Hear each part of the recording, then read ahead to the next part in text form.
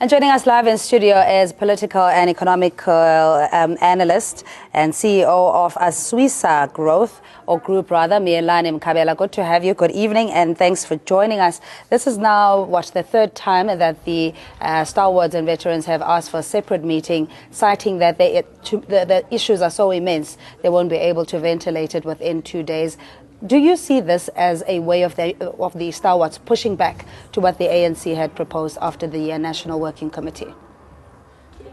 On the entrenched ill discipline that it is within the NEC of the ANC, probably you can expect this to happen because they feel what they have been doing all the years.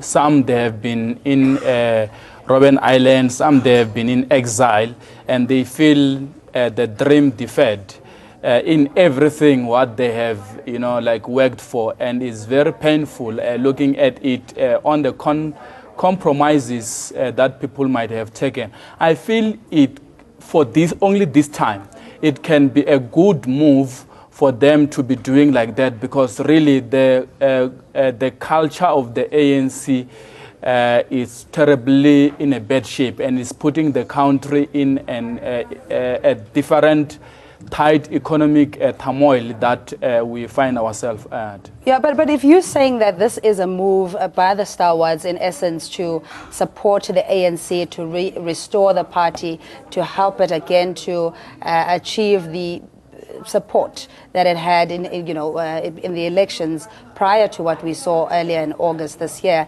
why is it then the party doesn't seem to be flexible enough to allow the stalwarts that opportunity to engage separate from the policy conference? I think many advisors might have told the ANC towards the 2007 Polokwane conference. That conference has probably came up with an outcome that was not favorable in where the country was supposed to be going to, but it was probably taking the country 15 years backward in terms of the solid structure that is expected in running a country like South Africa. So you will find that the community of South Africa has moved beyond the ANC. So if community is ahead of the ANC, then the problems that the community has, the ANC can solve them. And you will find them being stuck in the things that are theory, but with no practice. Hence, you will find ourselves growing with 0.2%, because realistically, you will find almost all the departments not understanding what is the problem, because they haven't diagnosed, or they don't have crystal balls to diagnose to the extent of the problem that the country has. Yeah, but now if you're going to call a whole larger society, now you've extended it to several groups and churches and other organizations to deal with matters facing the ANC, and also saying that you are willing to follow the structures and the constitution of the ANC by going to branch level and various other leadership platforms. These are processes that seem to be running parallel. And in that, where do you then get the solution? Because it's bound to cross over or overlap, if you will, with what's currently happening within the ANC. In essence, the culture of ANC has been a bit ruined because of probably, I would say, obsessive leadership and too much of authoritarian kind of leaders. But when you go back and then you look at the past president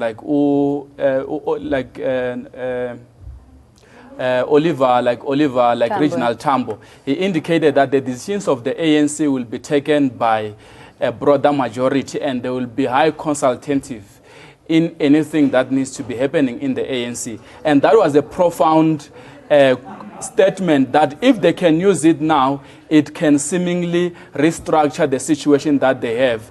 Because what we see now is you find the NEC that feels it is the only supreme heaven that has been bestowed with power, with no information, without understanding economy, without understanding organizational development, they are failing to come out of the pit that they are at. Because if you have 70 people who can have a light of one bulb or a one star, then like the whole organization is in a serious pit, and darkness will not come out of that hole. And that's where the ANC find itself. We can have 2019 while they are growing at 0.2, because there's no one who can come up with a diagnosis to understand what is it that is happening with the ANC, because it's something that is bigger to their understanding. Well, you know, and also the rhetoric that says we've been here before. The ANC as a broader church have seen challenges. It is endemic with large organization liberation movements that you will have a backlash, or you will have criticism from the one side, and even internal factionalism. But the point is that in its survival, is there a strategy to ensure that there is at least a restoration of the party, or do you think it's downhill from now? With the structure that they have, I don't think they will see anything coming like around. They need a complete or absolute like turnaround with how like they are doing things, and they must forget a bit about this liberation patterns, and they need to understand that it's 22 years after democracy now, and they need to focus on the industrial politics that they find themselves at, because now we are speaking about reality. We are not speaking about reality and practice. We are not speaking about the theory. They were not governing any state then, but now they find themselves as a political party and governing, being bestowed with a huge mandate, of which new thinking that probably it will need a lot of professionals to assist them. Not only people who were at Robben Island or who were exiled, but you need a new shape of people who can take the ANC forward now.